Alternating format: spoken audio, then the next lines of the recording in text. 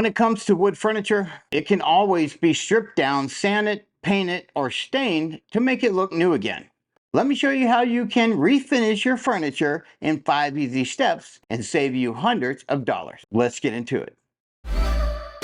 Today I'm going to do a makeover on this end table I have here. It's in bad shape, but by the end of this video, you'll be amazed on how it looks and how easy it is to do.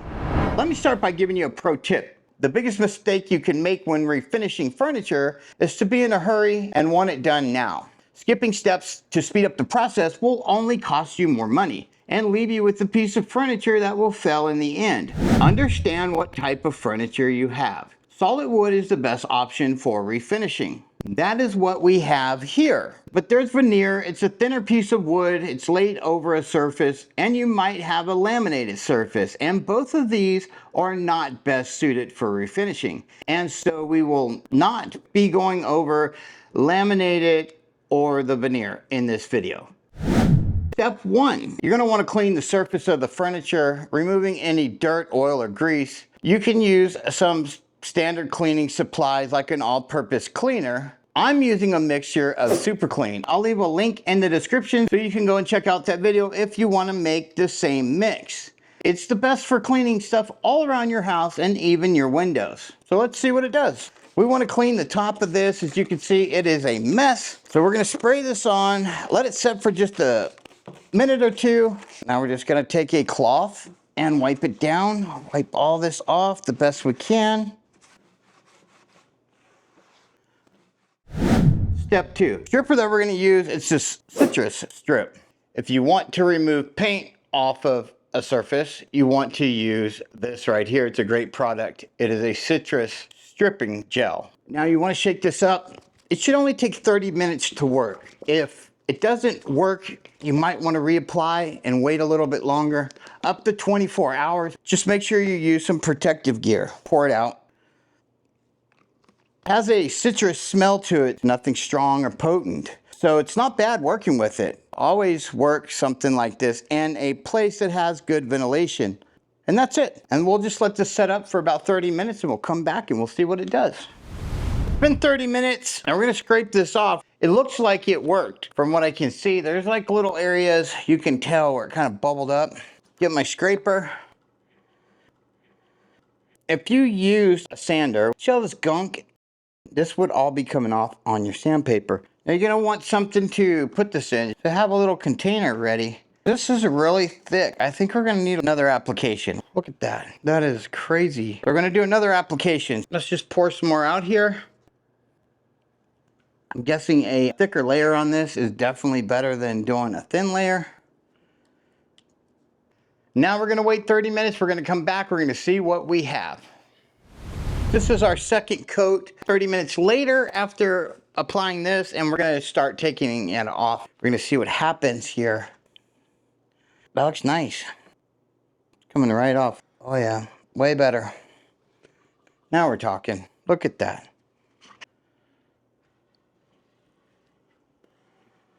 This is taking it right off. I think probably we had it too thin the first time, but it's working now. And that's the main thing. It's working now. I think that's going to do it. It looks really nice. That was a fairly quick project other than the time you have to wait in between to get this done. But I think this looks nice. I'm going to have to do some finish sanding, but I'm pretty impressed. Leave a comment down below if you think there's a better product out there besides the citrus stripping gel. So I'm going to use the heart sander here. I have an 80 grit paper on here. We're going to sand the top of this.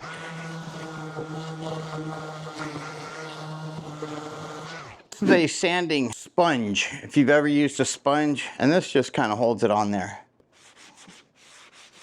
To get around the edges of the table here, I'm going to be using the Milwaukee oscillating tool. Now you could do just sandpaper around through here. Let's just see what it does, right?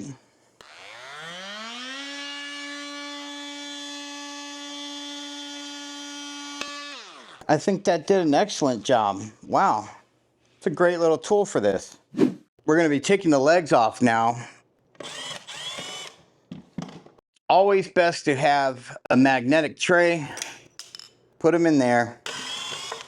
All right, now that we have all those, we'll just put it back up here.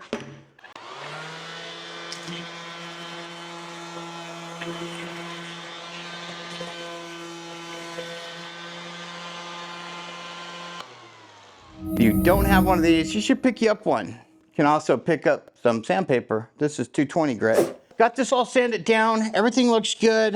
Now that we got that done, I'm gonna work on our legs. I'm gonna go ahead and use my 30-second cleaner to clean the legs. All right, so we wipe these down with our 30-second cleaner. Take the sheen off here. Doesn't have to be down to the raw wood. And we're gonna start sanding down our legs.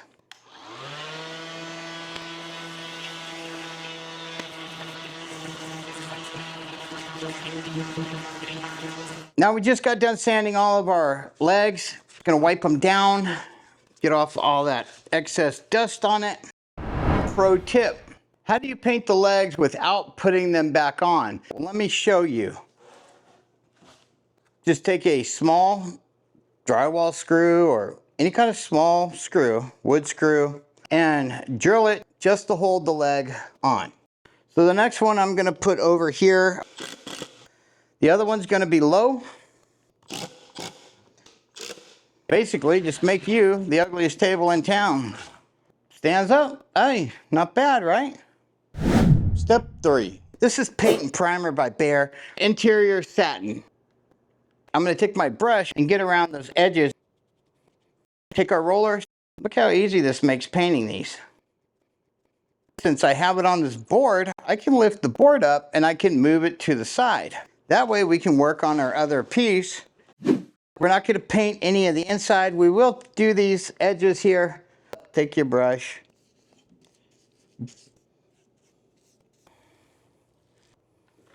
All right, so we've waited about an hour. Everything seems to be dry. We're gonna go ahead and give this a light sand. I'm gonna use my 220 sanding block here just to go over it lightly. Okay, now that we have that done, we're gonna go ahead and wipe it down. We're gonna set this aside. After we got all of our legs painted up, I'm not real thrilled with the color. In the end, I think what I want to do is paint them black. That's what they kind of were to begin with, was black, and I was trying a different color. I was trying to go with this gray, but I don't think in the end it's really going to match all the other furniture that this is going to go with. So I went and got a pint of this Behr Premium Plus blackout paint in a satin finish, and we're going to go ahead and we're going to start painting this up and change this over to a different color. But before we get to that, so let me get my sanding block here. And I'm just gonna go down the sides, just like we did before, just to take off just that top little layer a little bit so that our other paint's gonna stick to it a lot better. Give it something to stick to. Just wipe it down, make sure there's no dust. There shouldn't really be any dust. When you're painting stuff like this, you do run into an issue sometimes and you decide, you know, that's not the color that I'm kind of going for or I really want. Deciding to go ahead and repaint this, that is a natural thing when you're doing this type of work. Now, I've never used this color before, so it'll be interesting to see how well this color turns out. Let's pour this in here. Get the bottom section here so we can roll and not have to worry about trying to get too low on here.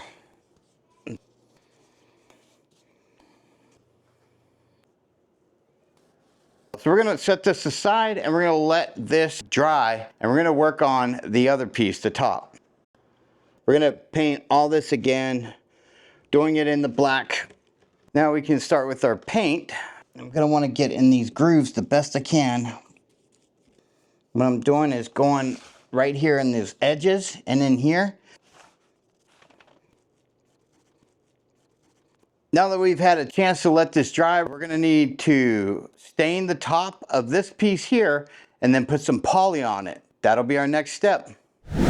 Step 4, before you start staining, you're gonna want some type of gloves. You don't wanna get this on you. We have a Varathane wood stain. It dries 3 times faster. This is the 1 hour. It's a dark walnut stain. I've used this before. I'll leave a link for that video if you want to check out that video. Everything here is nice and clean. Now all you have to do, you can pour it out or just put it on your rag.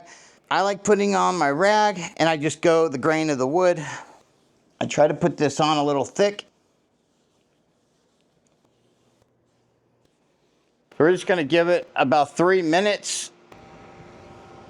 That should be good enough. Now I'm gonna take my cloth and I'm gonna start wiping this off. You can see the difference here already. We're gonna let this dry about an hour, I think. And we're gonna come back and we're gonna put our poly on the top of this. Step 5. Finally out our last step, and that's putting on the polyurethane. This is made by Verithin, same company that made the stain. This is a polyurethane water base.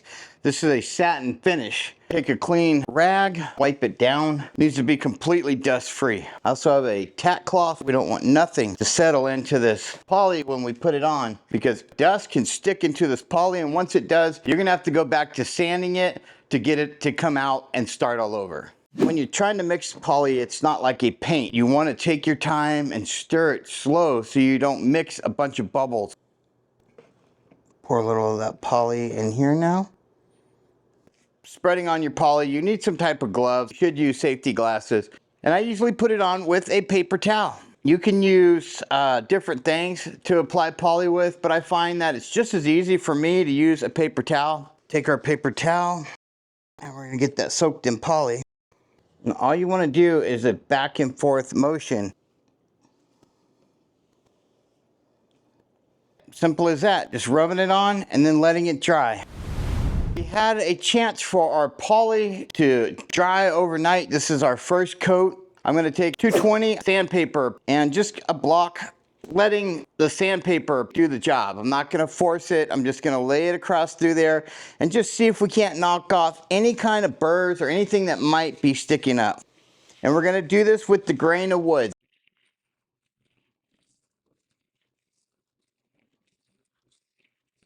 I also have some automotive 400 grit. Just going to do a light sanding on this just to finish off a little smoother finish than the 220. Take our rag and we're going to wipe it down. Take our tack cloth. Feels really smooth. It's going to look nice. Final coat, poly. Take our paper towel and we're going to get that soaked in poly.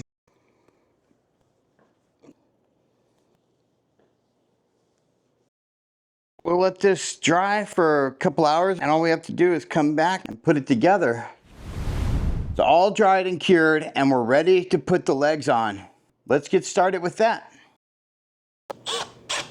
We took something that was completely messed up and we turned it into this. Look at the top on here. It is so smooth. It looks so good. Wow.